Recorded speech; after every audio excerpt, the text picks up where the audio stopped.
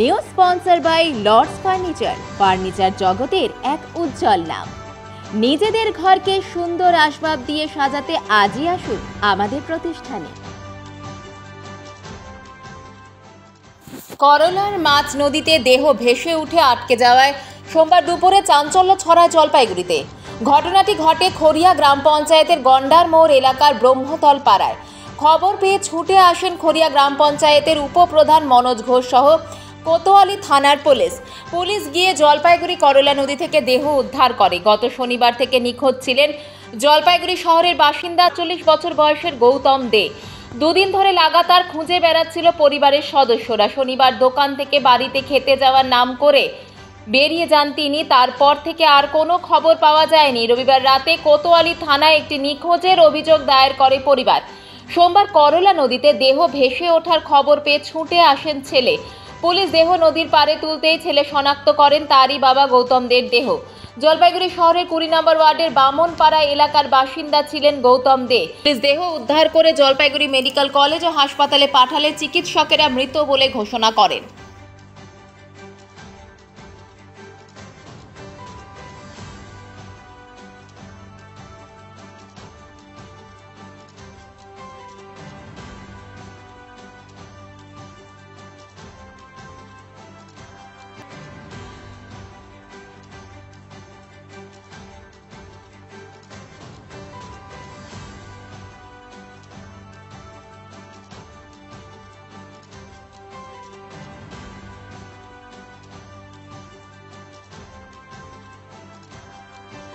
খবর গেছিলো আমাদের খড়িয়া অঞ্চলে।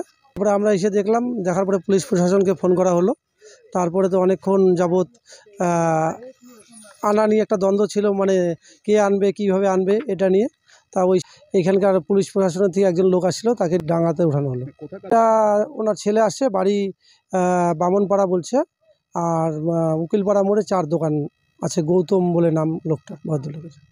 এটা ওনারা মিসিং জারি করছে গতকাল রাতে, শনিবার থেকে নিখোঁজ ছিল। তো শনিবার যেরকম দুপুরবেলা, শুক্রবার যেরকম দুপুরবেলা 12টা সাড়ে 12টার দিকে বাড়ি যায়, শনিবারও বলে গেল আমি বাড়ি যাচ্ছি, খাওয়া দাওয়া করে আসি, তারপরে তুই বাড়ি যাস। বললাম ঠিক আছে, ভালো কথা, যাও। যেরকম প্রতিদিন বাড়ি যায়, 12টা সাড়ে 12টা 1টার দিকে বাড়ি যায়, সেদিন বাড়িও যায়নি বলে। এবার ছেলেকে ফোন করলাম, বললাম 3টা বেজে গেছে, কাকু এখনো আসে নাই, আমি তো খাওয়া দাওয়া করতে যাবো। তারপরে বললো ঠিক আছে, আমি ফোন করছি।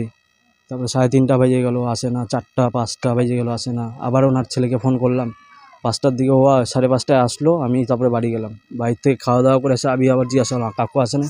বলে না, কাকু আসেনি। অবশেষে আজকে তো চোখের সামনেই দেখতে পাচ্ছি পড়ে আছে।